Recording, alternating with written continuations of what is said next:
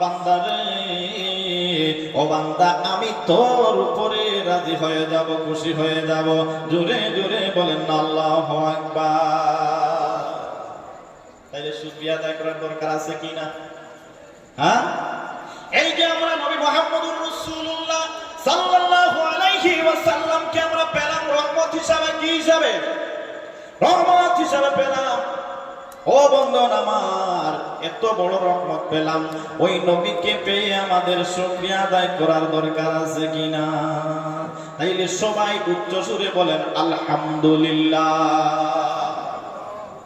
আচ্ছা, এখন যে আমরা নবীকে পেলাম, আজকে যে আমরা 12ই রবিউল আউয়াল করলাম, আজকে জুলুস করলাম, খুশি করলাম, এর কি এর দলিল আছে কিনা? না আমরা এমনিই করেছি? হ্যাঁ, দলিল শুনবেন? শুনতে রাজি আছেন? কে কে রাজি আছেন একটু হাত তুলে দেখান। মাশাআল্লাহ, নারে তাকবীর, নারে রিসালাত। ও বন্ধুগণ আমার, আল্লাহ রাব্বুল আলামিন বলেন কুল বিফাদলিল্লাহি ওয়া বিরাহমাতিহি ফাবিযালিকা ফালইফরাহু হুয়া খায়রুম মিম্মা ইয়াজমাউন। বলেন আল্লাহু আকবার।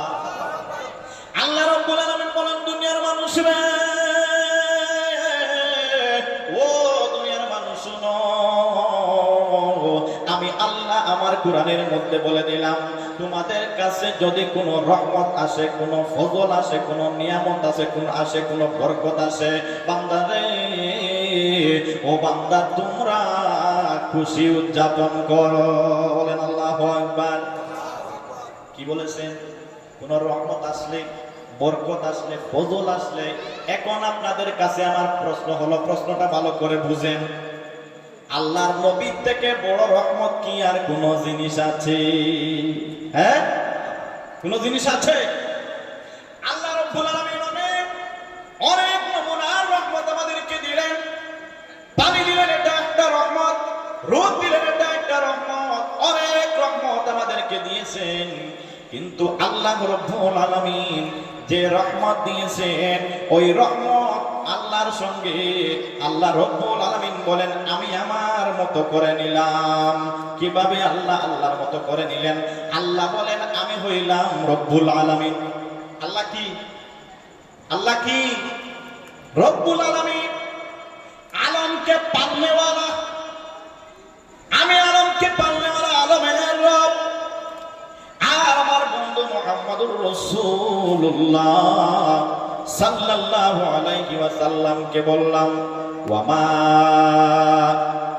আরসালনাকা ইল্লা রাহমাতাল লিল আলামিন। বলেন আল্লাহু আকবার। আল্লাহ বলেন আমি হইলাম রব্বুল আলামিন, আর আমার বন্ধু মুহাম্মদুর রাসূলুল্লাহ রাহমাতুল লিল আলামিন। আমি আল্লাহর রূবুবিয়ত যত জায়গায় নবী গো, ও নবী, আমি আল্লাহ যত জায়গার রব, তোমাকে আমি বানাইলাম রহমান। এই জন্য কবি বলেন রহমত পেয়ে খুশি করো, বলেছে কোরআনে। ঈদ মিলাদুন নবী পালন করে খুশির কারণে, বলো ঈদ মিলাদুন নবী পালন করে খুশির কারণে। আজি ঈদ মিলাদুন নবী পালন করে খুশির কারণে। হায় হায় নিয়ামত পেয়ে খুশি করো, বলছে কোরআনে। হায় রে নিয়ামত পেয়ে খুশি করো, বলছে কোরআনে। ঈদ মিলাদুন নবী পালন করে খুশির কারণে। ঈদ মিলাদুন নবী পালন করে খুশির কারণে। বনের পশু ডেকে বলে আরেক পশুকে, বনের পশু ডেকে বলে আরেক পশুকে। আজ রাতে নূর নবী হাসিয়াছে মায়ের গর্বে, মাঝে রাতে নূর নবী আসিয়াছে মায়ের কোলে ঈদ মিলাদুন নবী পালন করে খুশির কারণে ঈদ মিলাদুন নবী পালন করে খুশির কারণে হায় হায় নিয়ামত পেয়ে খুশি কর বলছে কোরআনে আল্লাহ নিয়ামত পেয়ে খুশি কর বলছে কোরআনে ঈদ মিলাদুন নবী পালন করে খুশির কারণে ঈদ মিলাদুন নবী পালন করে খুশির কারণে জন্ম হয়ে তাকাইলা আকাশের পানে তুমি জন্ম হয়ে তাকাইলা আকাশের পানে মাফ করে দাও উম্মত আমার বলে আছো তোমার জবানে মাফ করে দাও উম্মত আমার বলে আছো তোমার জবানে ঈদ মিলাদুন নবী সবাই বলো ঈদ মিলাদুন নবী পালন করে খুশির কারণে ঈদ মিলাদুন নবী সবাই মিলে খুশির কারণে আজ ঈদ মিলাদুন নবী পালন করি খুশির কারণে হায় হায় নিয়ামত পেয়ে খুশি কর বলছে কোরআনে আল্লাহ নিয়ামত পেয়ে খুশি কর বলছে কোরআনে আজ ঈদ মিলাদুন নবী পালন করে খুশির কারণে ঈদ মিলাদুন নবী পালন করে খুশির কারণে আমি না কই আমার ছেলের জন্মের দিনে আমি না কই মুহাম্মদের জন্মের দিনে মারহাবা বলে মারহাবা বলে আল্লাহ তাআলার ফেরেশতা গনে মারহাবা বলে আল্লাহ তাআলার ফেরেশতা গনে ঈদ মিলাদুন নবী পালন করে খুশির কারণে আজ ঈদ মিলাদুন নবী পালন করে খুশির কারণে হায় হায় নিয়ামত পেয়ে খুশি কর বলছে কোরআনে হায় হায় নিয়ামত পেয়ে খুশি কর বলছে কোরআনে ঈদ মিলাদুন নবী পালন করে খুশির কারণে ঈদ মিলাদুন নবী পালন করে খুশির কারণে আল্লাহুম্মা সাল্লি আলা সাইয়্যিদিনা মাওলানা মুহাম্মদ ওয়া আলা আলি সাইয়্যিদিনা মাওলানা মুহাম্মদ আল্লাহুম্মা সাল্লি আলা সাইয়্যিদিনা মাওলানা মুহাম্মদ ওয়া আলা আলি সাইয়্যিদিনা মাওলানা মুহাম্মদ। আপনারা খুশি না বেজা?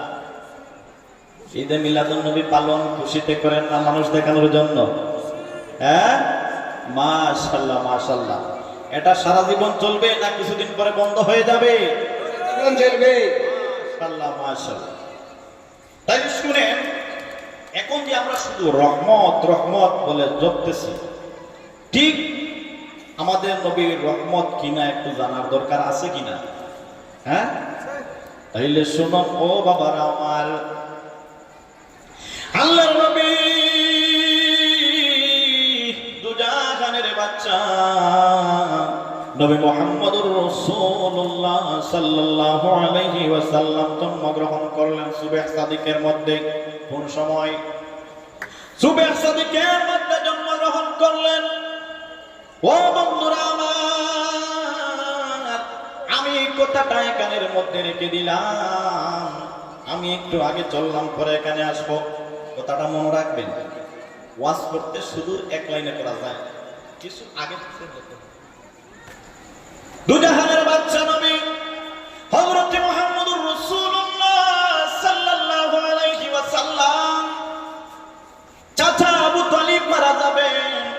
মারা যাবে। আবু তালিব নবীকে তিনি লালন পালন করেছিলেন 40 বছর। কয় বছর? 40 বছর পর্যন্ত নবী মুহাম্মদুর রাসূলুল্লাহ সাল্লাল্লাহু আলাইহি ওয়াসাল্লামকে লালন পালন করলেন। এখন 40 বছরের মধ্যে তো মানুষ বৃদ্ধ হয়ে যায়, যায় কি যায় না? ও বন্ধুগণ আমার, উনি হলেন আবু তালিব। আবু তালিব একদম মরণাপন্ন অবস্থায়, যায় যায় সময় হয়ে গেছে। নবী মুহাম্মদুর রাসূলুল্লাহ বারাকাত মন নিয়ে চাচার কাছে চলে গেলেন, গিয়ে ডাক দিয়ে বললেন, চাচা গো, ও আমার প্রাণের চাচা,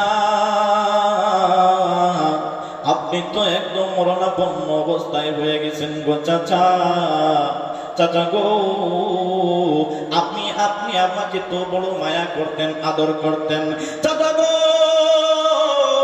আপনার ছেলে মেয়েদের থেকেও আমাকে বেশি ভালোবাসতেন, আদর করতেন গো চাচা। আমি যতক্ষণ পর্যন্ত বক্ষণ না করতাম, খানা না খাইতাম গো চাচা, অত সময় পর্যন্ত আপনার ছেলে সন্তানদেরকে খানা দিতেন না। এত ভালোবাসতেন, এত ভালোবাসতেন গো চাচা। কিন্তু আজকে আমার বড় কষ্ট লাগে, বড় কষ্ট লাগে চাচা গো। আপনি তো মারা যাবেন, দুনিয়া থেকে বিদায় হয়ে যাবেন, কিন্তু চাচা গো, কাল হাসরের দিন আপনার কোনো উপকারে আমি আসতে পারবো না, আমি আসতে পারবো না। চাচা গো, আমার যদি একটা কথা আপনি মেনে যান, ও চাচা, আমি কথা দিলাম, আপনি চাচাকে রেখে আমি মুহাম্মদ কোন সময় বেহেশতে যাব না। জোরে জোরে বলেন না আল্লাহু আকবার। ওপার ছোট দিলেন না বড়? এরকম ওপার কেউ পেয়েছিল? কেউ এরকম ওপার পান নাই নবীর কাছ থেকে? নবীজি বললেন, আমি জাহান্নামে, আমি জান্নাতে আপনাকে ছেড়েই যাব না, আপনাকে সঙ্গে নিয়ে আমি জান্নাতে যাব গো চাচা। চাচা গো, আপনি একটা কাজ করতে পারলে আমার ছোট্ট কালেমাটা পড়ে আপনি মারা যান। আবু তালিব ডাক দিয়ে বলে, বাতিজা,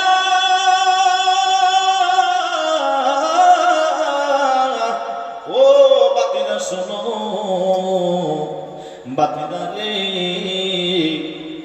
আমি আমার চোখে যা দেখেছি, তোমার মায়ের মুখ থেকে যা শুনেছি, এতে বাতিদারে বুঝতে পারলাম তুমি সাধারণ কোনো মানুষ নও,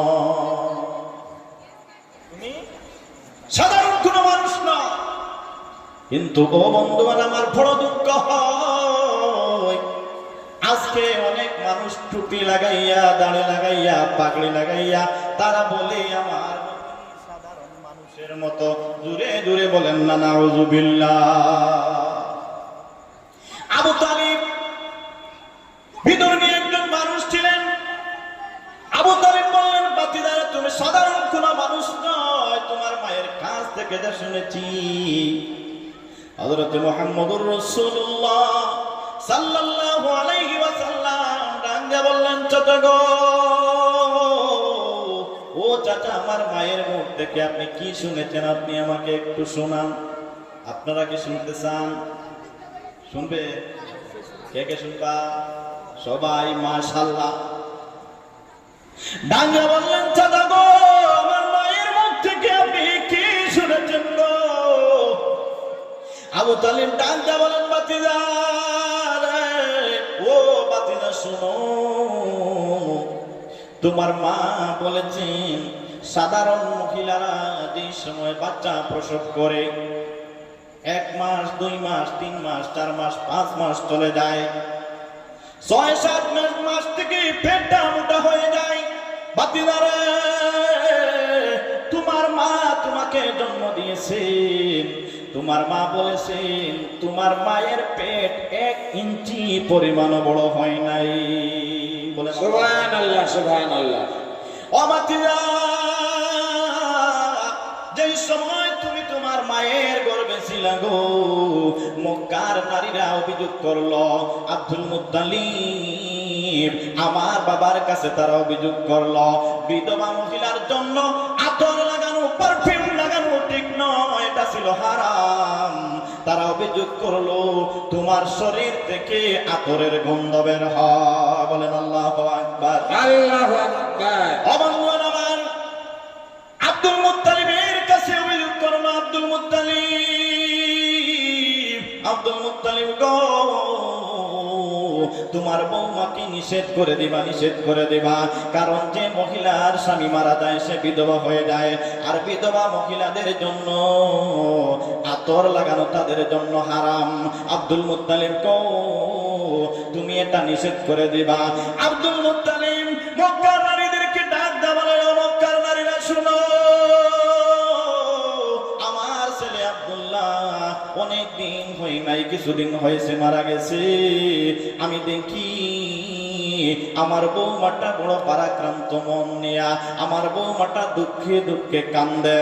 ও মক্কার নারীরা, এখন যদি আমার ছেলের ব্যাপারটা, আমার ছেলের ব্যাপার মারা গেছে, ছেলেটা মারা গেছে, আবার যদি আমার বৌমাকে বলে আতর লাগানোর জন্য, আমার বৌমাটা আরো কষ্ট পাবে আর আরো বেশি কাঁদবে। এই জন্য আর কয়েকটা দিন চলে যায়, এরপরে আমি অটোমেটিকলি বলে দিব। ও মক্কার নারীরা শুনো, তোমরা কোনো অভিযোগ করবা না। ও বন্ধুরা রে আমার, আবু তালিব বলেন, বাতিজা রে, যেই দিন তোমার মা বলেছিলেন, যেই দিন তুমি তোমার মায়ের গর্ভে চলে গেছো, ও বাতিজা, এই দিন থেকে তোমার মায়ের সমস্ত শরীর সুগন্ধে ভরপুর হয়ে গেছে। জোরে জোরে বলেন আল্লাহু আকবার। আল্লাহু আকবার। আমার নবীর যুগে হলে কেমন হতো